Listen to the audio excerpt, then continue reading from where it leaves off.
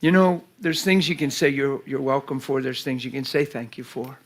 It's just that we know that nobody has anything unless God's given it. But you can thank somebody for their time spent with him, for their time in the Word. I had a guy come up to me one time. He said, "Man, I just want to thank you for two things." And I said, "What?" Because honestly, when you're walking in love, you're never living for a thank you. Ever. Like, it's not even, you're having the time of your life. And nobody has to thank you for a thing. There's people that get tricked. They serve in ministries, but they don't realize they're serving in ministries to be appreciated. They don't feel valuable. They're doing something. They love people to say you're amazing. And it means something to them. It's like, And it's weird. And I've seen people as a pastor get hurt serving in church because they don't get the affirmation they're looking for. Jesus hung on a cross and died for you while you were yet a sinner and said, "I believe you're a whole lot more." Come on, man. That sounds like affirmation. That sounds like all I need.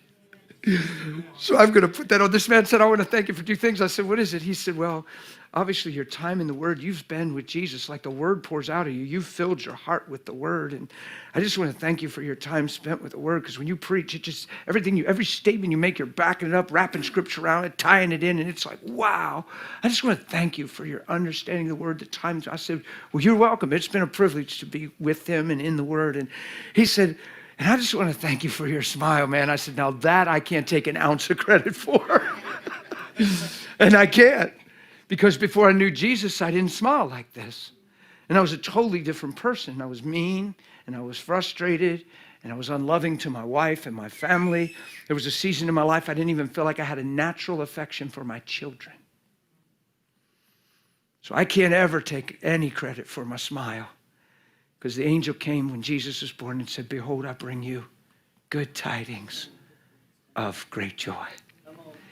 And it'll be to all people." And I just jumped in on that all people thing. Good tidings of great joy. Where's joy come from? Understanding the gospel. Has nothing to do with your circumstances. I have great joy in every situation of my life. People don't understand this, but I share stories, and things I've walked through. And I just said it this morning in a conversation we were having with a group of us, and we were really just being hearty. And I don't always say this stuff with a video running or in a group, but it doesn't. Whatever you're going through, the gospel doesn't change. Your purpose on the earth doesn't change. And in fact, in the face of tragedy, the reason he lives in you is still the same. And you got to make sure you don't so focus on the tragedy that you become a product of the tragedy instead of a manifestation of why he's in you in the midst of whatever it is. And that's the preaching we don't understand sometimes. That's the thing we don't get.